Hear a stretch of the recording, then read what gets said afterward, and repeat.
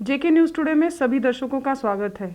लगभग 1 महीने से ज़्यादा वक्त से मैं आपके साथ अब रूबरू हुई हूँ। इसके पीछे क्या कारण है? आज मैं कोई आपके लिए न्यूज़ या कोई रिपोर्ट लेकर नहीं आई।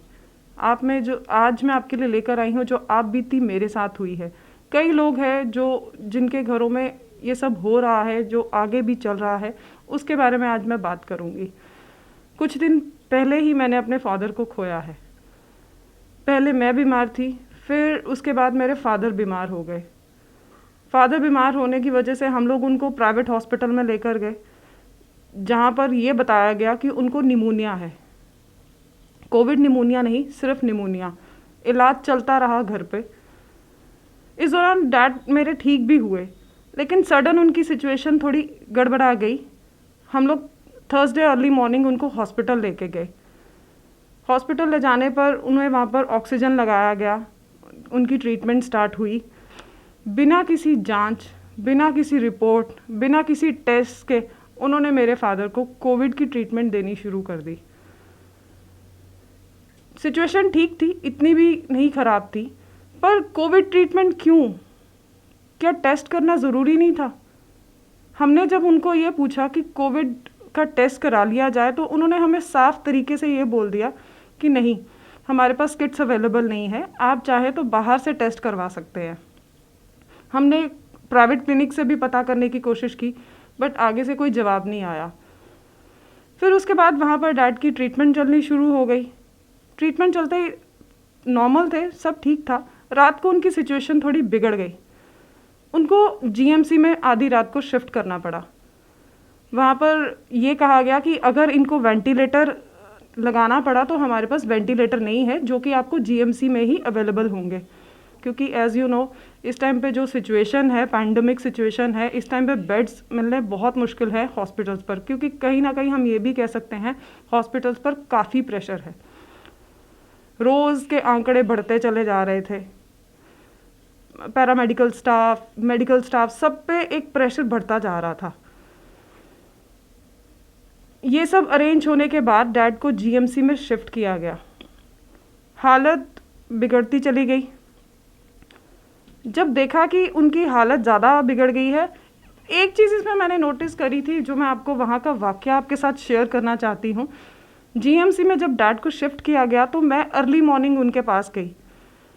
थोड़ी देर के बाद वहाँ पर एक डैड, मेरे फादर के बिल्कुल साथ वाले बेड में एक अंकल एक्सपायर हो गए।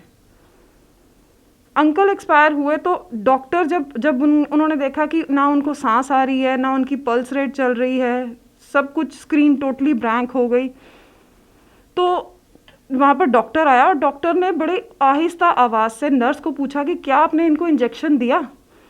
और नर्स ने भी बड़े आराम से बोला कि सर मैं भूल गई। मैं मानती हूँ कि इस टाइम डॉक्टर्स पे बहुत प्रेशर है। पेशेंट बहुत तेज़ी से उनके पास आ रहे हैं, काफ़ी ज़्यादा जो केसेस है वो बढ़ते चले जा रहे हैं। क्या एक चीज़ आप मुझे बताइए कि वॉर के टाइम पे अगर सिपाही थक के हार जाएगा तो फिर तो देश हार जाएगा। पैरामेडिकल स्टाफ लड़ रहा है, पिछले साल भी उन्होंने लड़ाई की और अब भी।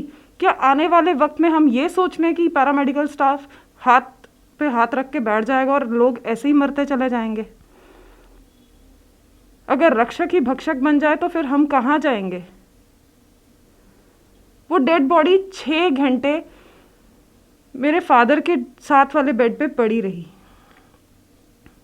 रीज़न क्या था? शायद अगर वो नर्स ना भूलती, अगर वो उस टाइम पे उनको मेडिसिन या जो इंजेक्शन था वो दे देते, तो क्या वो अंकल बचते नहीं? हम लोग रोज़ बताते हैं कि आज इतने आंकड़े आए हैं, आज इतनी डेथ्स हुई हैं, आज कल इतनी हुई थी, परसों उतनी हुई थी, लेकिन वही स्थिति जब हमारे साथ बीतती है, फिर समझ में आता है ये आंकड़े कितनों के घरों को तबाह कर रहे हैं।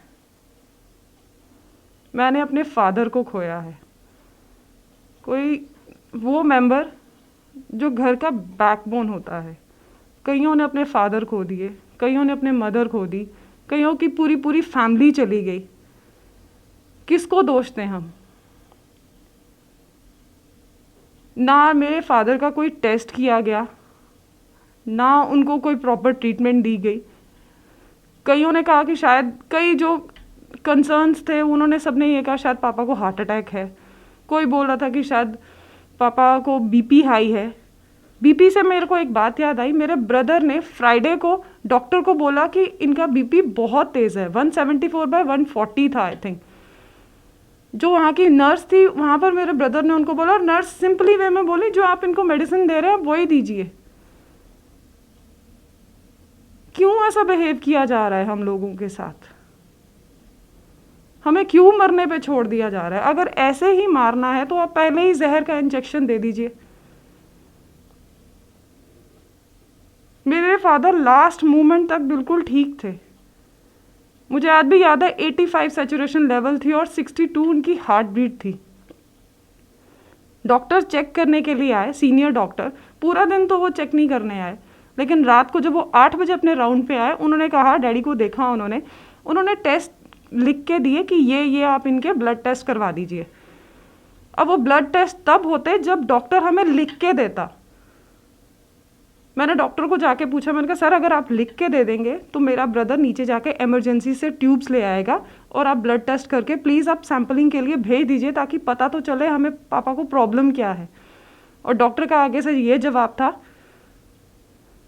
मेरे को राउंड पूरा कंप्लीट करने दीजिए, मैं आता हूँ आपके पास। मैं लिटरली सबके आगे गिड़गिड़ाई कि मेरे फादर कुछ बात नहीं कर रहे। एक टाइम पे उनकी ऐसी सिचुएशन हो गई थी, ना वो मूवमेंट कर रहे थे ना वो बात कर रहे थे।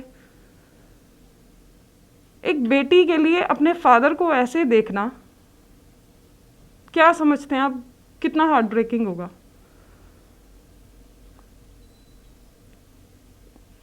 सबसे बड़े हैं घर में, एक फादर के बिना लाइफ क्या है वो शायद आज समझ में आती है, बट इसके पीछे हम गलती किसकी माने? डॉक्टर्स की, हमारी, गवर्नमेंट की? किसकी गलती माने हम? जहां एक पेशेंट के पास सामने वाले बेड पे 6 घंटे तक लाश बिना किसी कवर के पड़ी रही, उस पेशेंट की हालत क्या हुई होगी? वो तो ऑलरेडी डिप्रेशन में चले गए होंगे। मैंने देखा 6 घंटे तक, 6-7 घंटे तक डॉक्टर्स ने उनकी डेड बॉडी को नहीं उठाया। क्या उस टाइम पे वायरस नहीं था? हॉस्पिटल में बोला जाता है कि वायरस है, कोरोना वायरस है, प्रिकॉशंस लीजिए, ये लीजिए, वो लीजिए। मैं 1 दिन तक जीएमसी में रही, वहाँ पर एक बार भी किसी सीनियर मेडिकल स्टाफ ने नहीं बोला मुझे कि प्लीज़ आप पीपी किट पहनिए, या किसी को भी, जो भी फैमिली मेम्बर्स पेशेंट के साथ आए थे, किसी को भी नहीं बोला गया कि आप पीपी किट पहनिए, क्योंकि कोविड है और कोविड उस टाइम बहुत हाई पॉइंट्स पे था, सब जानते हैं। लेकिन यही चीज़ जब आप क्रिमिनेशन ग्राउंड पे जाइए तो आपको अगर आपको बॉडी का संस्कार करना है तो आपको पीपी किट पहननी बहुत ज़रूरी है। हॉस्पिटल में ज़रूरी नहीं है। बिना किसी ट्रीटमेंट, बिना किसी टेस्ट के आपको, हर पेशेंट को आप कोविड ट्रीटमेंट दे रहे हैं। किसी की बॉडी उसको एक्सेप्ट कर लेती है, किसी की नहीं कर पाती। मेरे को पता आज हमारे घर की स्थिति क्या है। जिन लोगों के पास पैसा है वो भी मर रहे हैं, जिनके पास नहीं पैसा है वो भी मर रहे हैं। आई एग्री, डॉक्टर्स ने बहुत काम किया है, कर भी रहे हैं, पर फिर ऐसी स्थिति क्यों आ रही है? क्या उस टाइम पे अगर डॉक्टर लापरवाही नहीं बरतते तो कईयों के माँ बाप बच जाते, कईयों के बच्चे बच जाते, कईयों की बीवियां बच जाती, कईयों के हस्बैंड बच जाते। किससे पूछूं अब मैं जाके? पापा की रिपोर्ट हमें नहीं दी गई, क्यों? रिपोर्ट तो दिखाइए हमें कि आपने क्या क्या किया, कौन कौन से टेस्ट किए। मैं चैलेंज करती हूँ कि कम से कम रिपोर्ट्स तो दिखाएं हमें कि आपने क्या क्या दिया। हमें क्या पता कौन सी मेडिसिन, मैं कोई मेडिकल स्टूडेंट नहीं हूँ, मुझे नहीं पता कौन कौन से सॉल्ट्स होते हैं, किसको कितनी डोज देनी चाहिए, किसको क्या करना चाहिए। तो फिर क्यों फाइल्स, इवन जो डैड के टेस्ट हुए थे वो भी उन्होंने रख लिए। मेरे घर का फैमिली मेंबर गया है, आज मैं कल तक जो मैं न्यूज़ देती थी लोगों को आंकड़े बताती थी कि आज इतनी डेथ्स हुई, आज इतने लोग कोरोना पॉजिटिव हुए। उनमें से मेरे एक फादर भी हैं।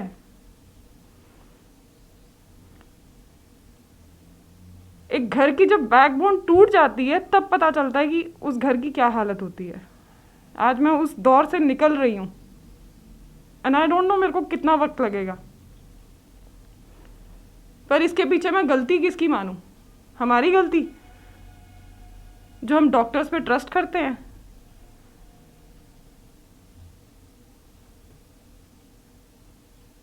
डॉक्टर्स को भगवान का दूसरा रूप कहा जाता है।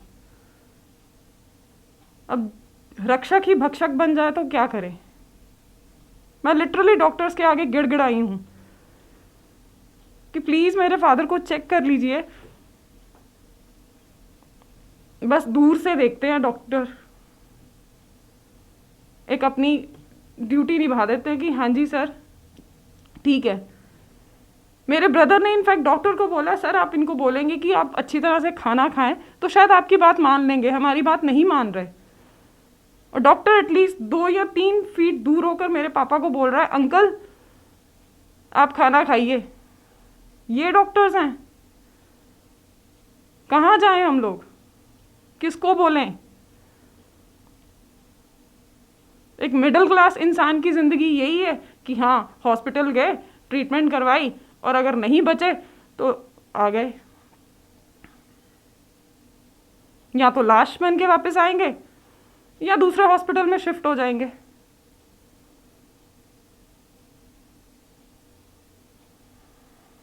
क्रिमिनेशन ग्राउंड पे आज कितनी मौतें हो रही हैं, शायद ये सोच के दिल कांपता है कि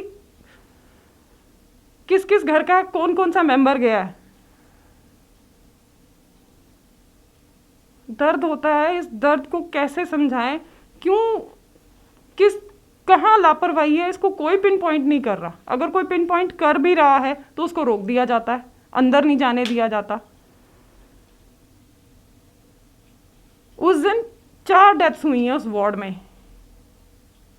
मेरे फादर वार्ड नंबर 4 में थे, बेड नंबर 8 और बेड नंबर 9 पर जो 6 घंटे कम से कम लाश पड़ी रही है।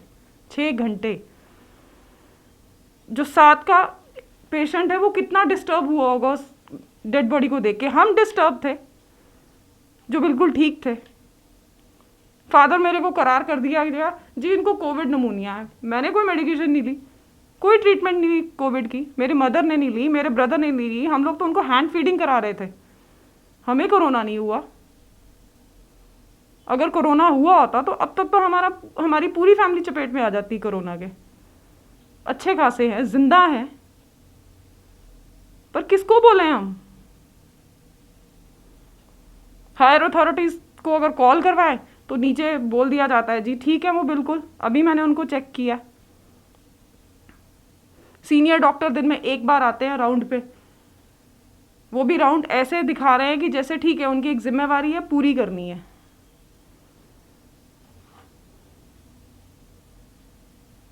मरने के लिए छोड़ना तो आप पूरी तरह से मरने के लिए छोड़ दीजिए ना। क्या बीतता है फैमिली पर ये महसूस कर सकती हूँ आज मैं, क्योंकि मैंने अपने फादर खोए हैं। और फादर क्या होते हैं ना ये हम सब जानते हैं। मैं फिर आपसे एक बार गुजारिश करती हूँ, जेके न्यूज़ टुडे की चाहे आप रिपोर्टर समझ लीजिए, चाहे आप नॉर्मल एक ह्यूमन समझ लीजिए, मैं यही आपसे गुजारिश करती हूँ अपना ख्याल रखिए पूरी तरह से। हॉस्पिटल तक नहीं जाइए। हॉस्पिटल का जो मंजर है वो मैंने आपको बता दिया है। डॉक्टर्स हैं, केयरिंग करने वाले भी डॉक्टर्स हैं, लेकिन जो नीचे इंटर्न्स है ना वो परवाह नहीं करते। अपना ध्यान रखिए। धन्यवाद।